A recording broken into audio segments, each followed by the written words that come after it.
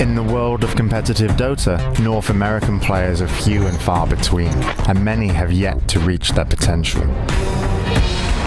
This perception suits Evil Geniuses just fine. They are used to having a lot to prove. I think just because we are North American, people seem to undermine us because of the past results. So it's actually a good opportunity for North Americans to just burst into the scene. Following a series of defeats last year, EG placed itself under the expert leadership of longtime veteran Fear. When I joined this team, I hope to learn a lot from Fear and carry on his legacy, I guess, as one of the best carry players in the world. I started out playing in SSD with my captain PBD. We met up with RTC and Universe primarily. I guess they liked how we played.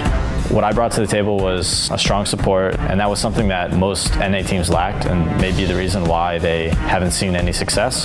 The new squad exploded onto the scene in 2014, claiming victory after victory and an invite to this year's tournament. Then, the unthinkable happened. Fear was lost to an injury.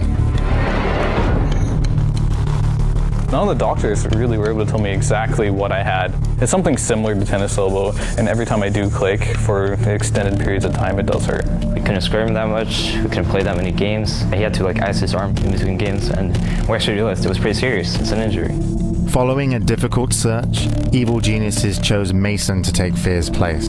We found Mason when he was playing with us in NEL games and stuff like that. He just started ringing when Fear couldn't play for us, and he fit the team, so.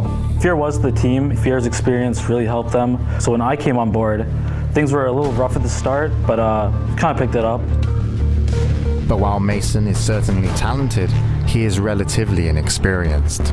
It was decided that Fear would stay on as coach to lend his knowledge and experience to the recovering squad.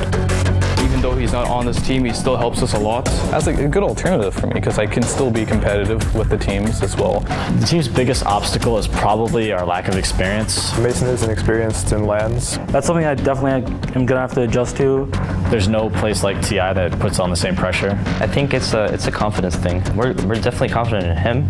And I think nerves will kind of work themselves out.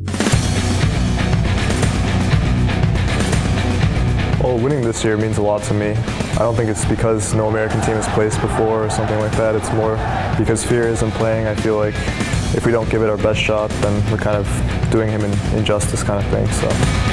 The new roster picked up where the old left off, continuing the winning streak and even defeating several teams that they could face at the International. Few teams recover from a loss of a player, but the new EG has proven that it is up to the challenge. Going into TI, I think that we are probably one of the best 3 teams in the world. We're kind of like the new American generation, I guess. This International will definitely be the year for EG. We just play to win. It's that simple. But can they prove themselves worthy of the Aegis of Champions?